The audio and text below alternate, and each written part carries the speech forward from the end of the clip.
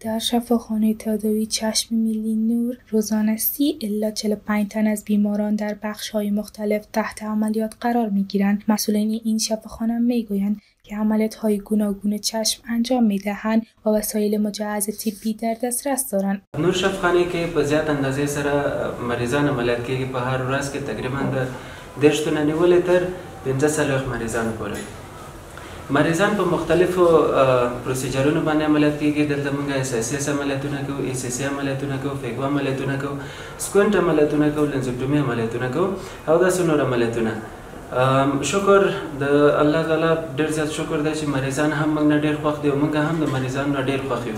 دا چې یو مریض موږ د الله په مرسته باندې دید ورکوو، د هغوی هغه د سترګې پرده موږ لرې کوو، نو هغوی یو څه روښنایي حاصلوي، یو څه ښه ګوري، نو هغوی ډېر زیات خوښ دي.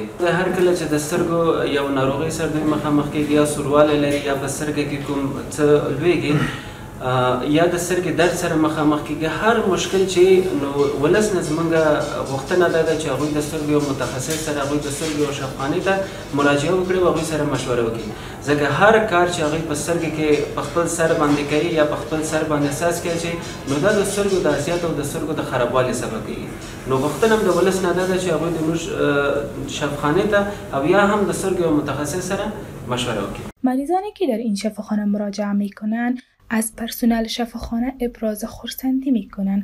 د سترګو تکلیف درلودلو نو اول مو د ښۍ سترګې عملیات چې وکړل د یوه میاشت دمخه واقعا هم ډېر ارام و، ښه ډېر سهولت و.